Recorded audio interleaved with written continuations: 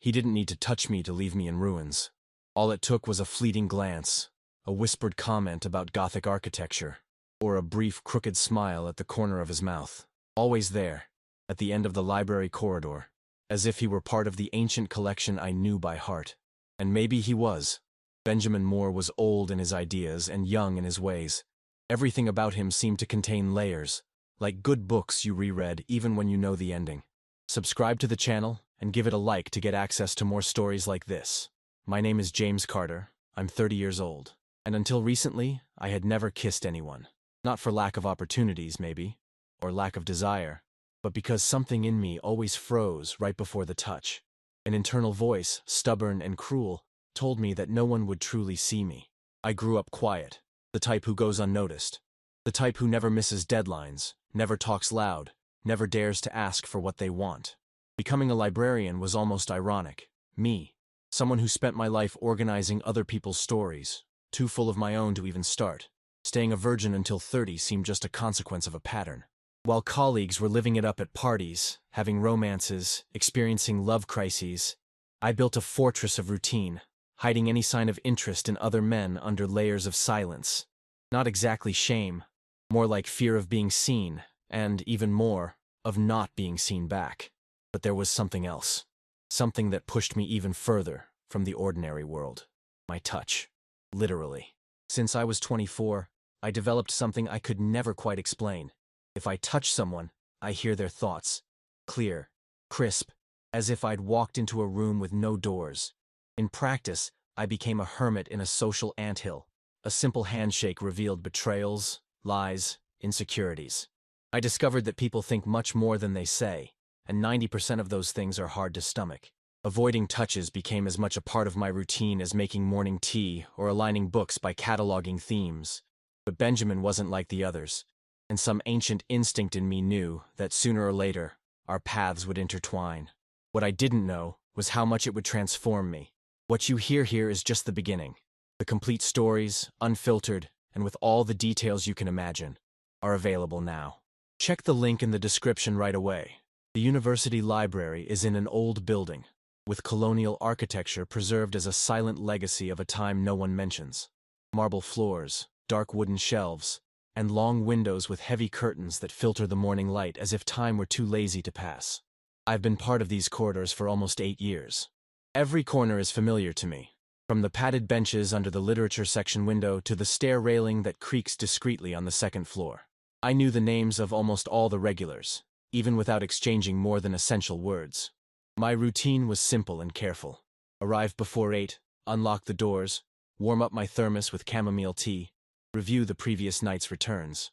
Then, I'd wander through sections with a leather-bound notebook, jotting down adjustments, checking catalogs, avoiding any and all physical interaction.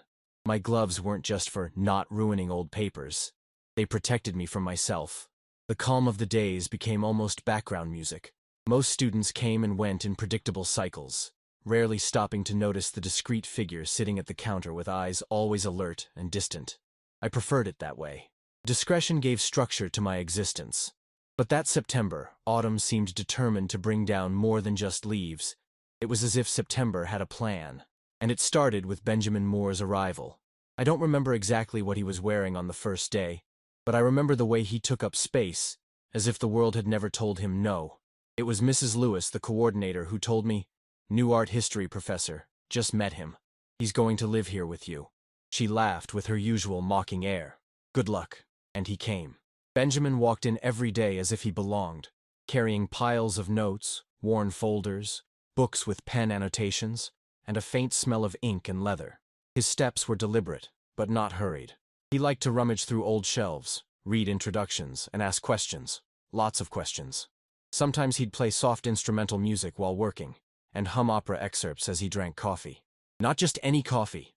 Strong, black coffee, boiling in his veins just like the words that said a lot and kept even more. In the first few days, my focus was simple: keep my distance. But Benjamin was one of those rare people who effortlessly disarm others. He had charisma that seeped through his pores, and he seemed genuinely interested in the place, in the library's structure, in the separate system I'd created for the rarest books. He praised me discreetly, like someone who recognizes art where few see it. And in that moment, something in me wanted to give in. It wasn't immediate, but it came. A quieter Thursday, late afternoon, leaves falling outside like relics in the air. He came up beside me and said, "James, hey, did you know we have an original copy of the first edition of Piranesi's essays?" My body froze. The question was innocent, but he was holding my arm. Not tightly, but contact, skin on skin. It was like falling into a bottomless pit. In my mind, the sound came as a disorganized symphony. I thought I'd hear something casual, a mental note about books. But what I got was different. That mouth of his, the way he frowns. Why am I so attracted to that? He's handsome without knowing it. That's the worst part. Does he notice my heart races when he gets close? My legs weakened under the desk. I disguised it, subtly pulled my arm away, and pretended to be distracted by a pile of index cards. Benjamin recoiled, perhaps noticing my discomfort. But there, in that split second, I discovered something I could no longer deny. He saw me, not just as a library employee, not just as a book organizer, as a man, as a possibility. And I was starting to see the same thing. From that accidental touch, our dynamic gained a new layer, a latent tension, like electricity running beneath the wall, invisible but real. The following days were a subtle build-up. He kept coming, as always, but his gaze lingered longer on mine. Instead of formal questions, he brought subtle comments about European cinema, paintings that evoked the silence of solitude, topics that seemed random, but directly touched me. We started sharing small tasks. He'd help me realign old maps, clean covers of volumes dating back to the 19th century, digitize visual references of forgotten works. Sometimes he'd bring an apple pie from his favorite bakery to share at lunch, even though he usually ate alone in a back room. The conversation flowed easily, unforced. There was a kindness in his gestures, a care for silences that made me lower my walls little by little. I noticed a quiet passion in him for everything imperfect. Books with worn edges, black and white photos, scratched film. And I began to realize that maybe he looked at me exactly like that, as something imperfect, but valuable. I never touched him again. I was afraid of what else I might hear. But just watching him was almost like not breathing properly. For weeks, I only sighed when he left. It was my mind's way of holding on to the feeling that was growing without asking permission. But there was one thing pounding day after day, that old voice inside me repeating that this wasn't for me, that I was just a phase, an object of curiosity, a fleeting nod in a sea of options for someone like him. And then, she appeared. Rebecca Miller, lawyer, ex-girlfriend, the woman who, according to rumors, almost married Benjamin before he disappeared from public life for a few months and reappeared as a university professor. She showed up on a cloudy afternoon, with a posture too elegant for the library, and that presence that destabilizes even the ground beneath you. I saw them talking across the reading room. They were laughing softly. He seemed tense. She, too comfortable. When Benjamin's eyes met mine across the room, I saw something there. A plea for patience, regret, confusion. Everything in me seemed to darken. If he was still caught up in that story, if that connection hadn't been broken, how could I compete? Maybe my first love was also my first collapse. And worse, I knew what he was thinking. I just needed to be brave enough to touch him one more time and hear what I couldn't bear. But it wasn't time yet. The time was coming, and it would taste of truth. The library closed at 8 that Monday. The storm predicted for early evening didn't come, and instead of rain, a muggy heat settled in. Benjamin stayed late. He said he needed to finish some corrections on his lesson plans. A lie. He didn't need to stay. I knew, and he knew that I knew. I stayed at the counter finishing the review of loan requests when I heard his footsteps approaching slowly, unhurriedly, as if he were walking straight towards an answer he had been waiting for days. James. He said my full name. Not J, not J. The correct name. The complete word in the mouth of the man who made me dizzy. I didn't answer. I looked up and saw him standing in front of me, holding a thick, dark blue book he'd picked up earlier. Eyes downcast, but posture firm. I had a feeling this was the point where something would change. Forever. "Can I ask you a question?" I nodded. My throat was dry. The lights in the main hall had already been turned off, and the back section was darker than usual. He gently placed the book on the counter, as if depositing a secret, and then said, without beating around the bush, "Why do you keep pulling away from me?" The question was direct, and because of that, it disarmed me. I took a deep breath. The seconds stretched out as if time were pretending not to be present. "Because you make me too vulnerable," I murmured. "And I don't know how to deal with that." He looked at me for a long time, in silence, as if he had been waiting for that answer for weeks. "I feel vulnerable around you too. And maybe that's what I like most." I felt my legs tremble. I ran a hand over my glasses, a silly gesture to hide the internal turmoil. I wanted to look away, but he kept staring at me. Steady. There was something in his eyes that said, "It's now." "Is it true what you heard that day?" he finally asked. "In that touch?" For the first time, we dared to name it, to talk about it. I nodded silently. "Yes," I replied. "I heard everything." "Then let me show you the rest," he said, and he held out his hand. I stared at his open palm, presented before me, and for a second I was gripped by an old fear, but also by a new curiosity, an undeniable urge to stop running. I extended my own hand with the care of someone learning to touch something very fragile. Our fingers met, and I heard nothing, nothing. No thoughts invading my head, no words, no anguish, no veiled desires, just silence. A calm silence like a lake at dusk, a kind of peace I had never experienced with any other touch. I looked up, startled. "You turned it off?" He smiled. He shrugged slightly. "Maybe I learned to be silent inside, when it's for your good."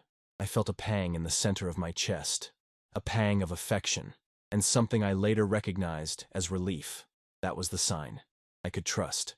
I moved closer slowly. The room was almost dark, only an emergency light partially illuminating the rare books section.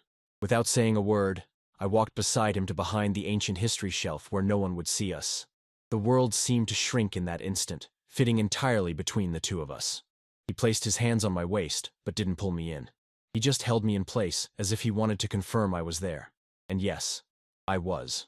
More present than I had ever been in my entire life. It was the touch on my face that made time stop.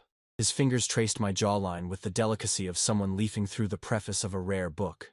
He didn't rush the movement, just touched, looked, memorized.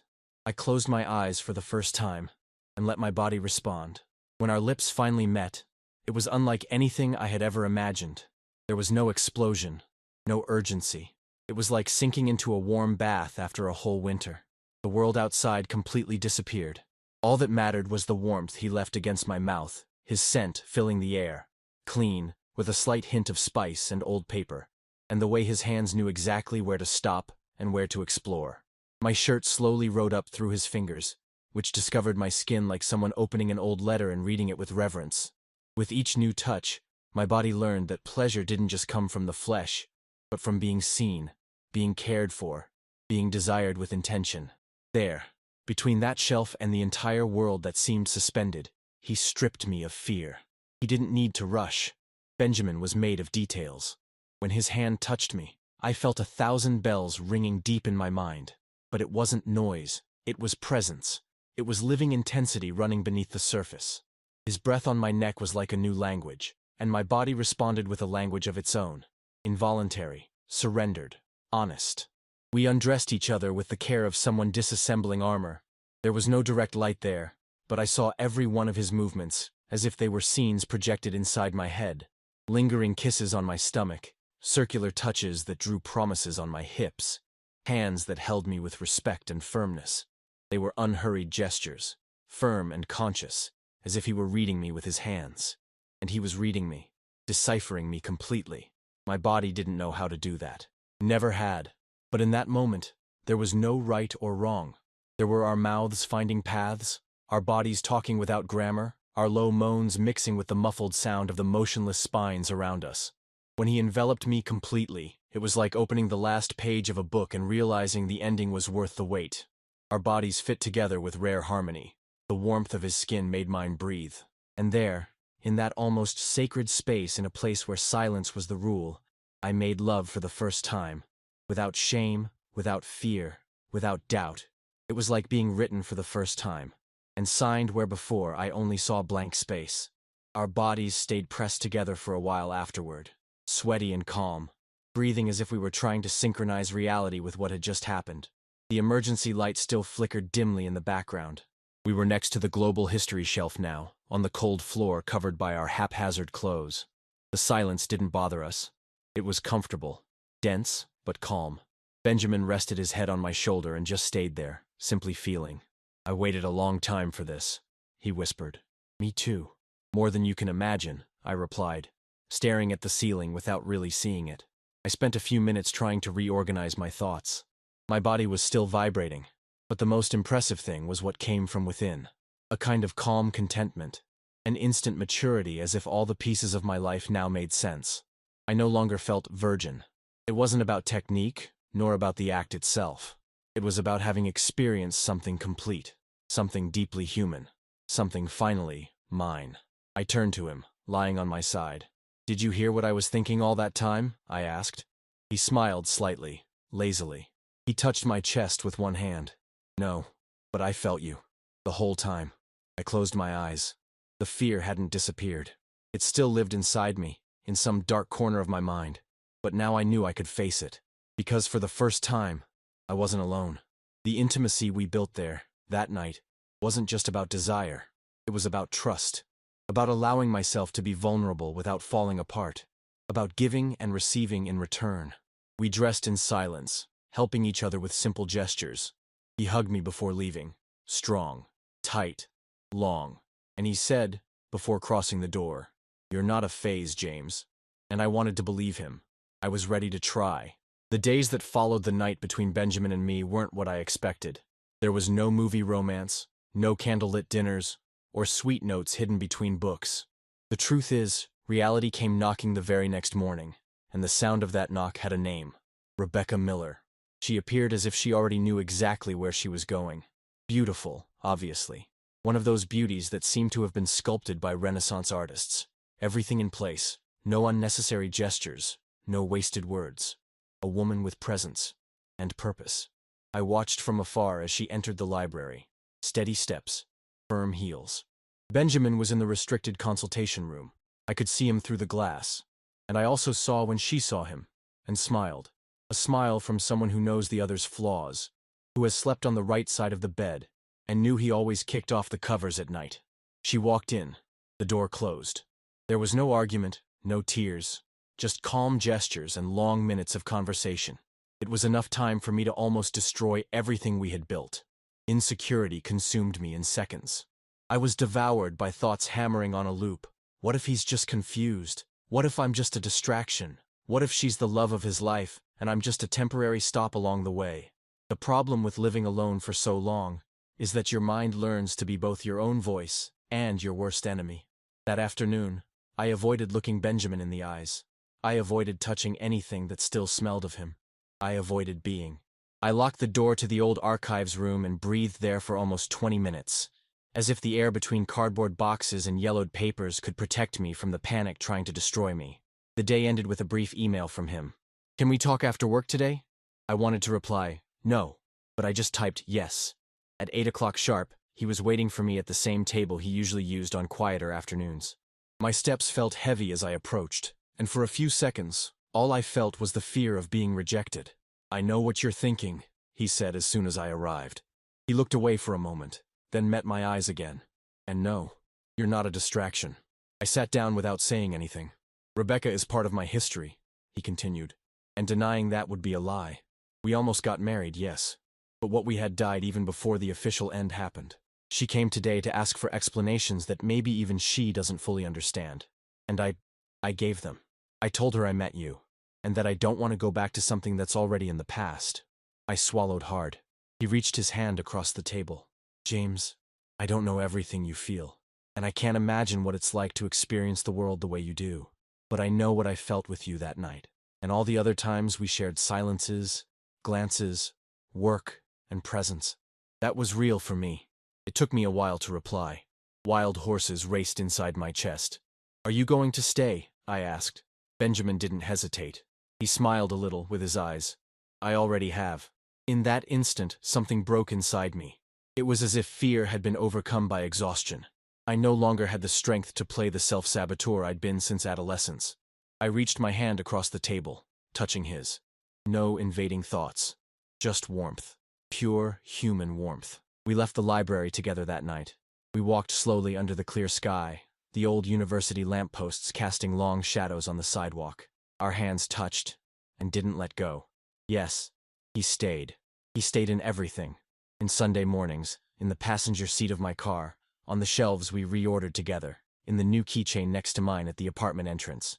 He stayed because choosing to be there is harder than simply leaving. And he chose me. Even when my whole life I thought no one ever would. Months have passed since that day.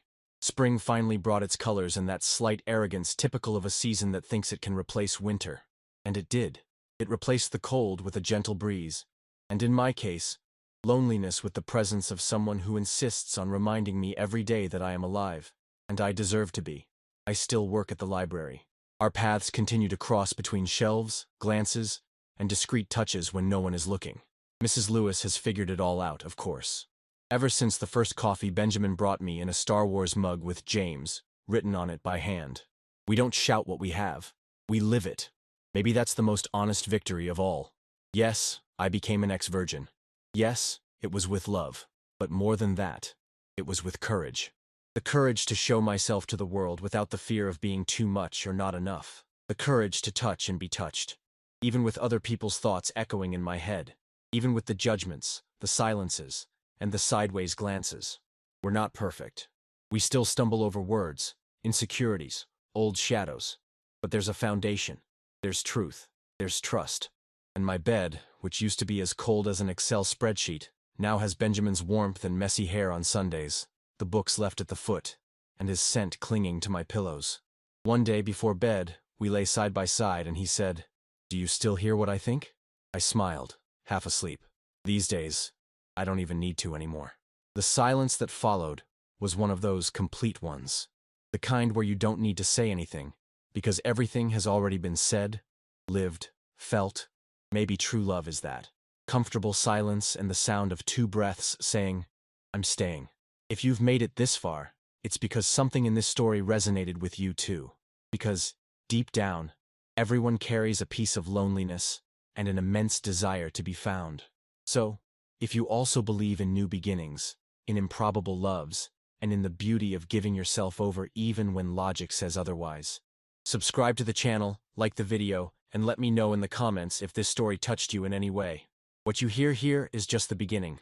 The complete stories, unfiltered and with all the details you can imagine, are available now. Check the link in the description right away. The world keeps rushing outside, much faster than it should. But in here, between the books and our reinvented routines, I keep learning that love isn't the end of loneliness. It's the beginning of a new way of being with it, and this time, accompanied.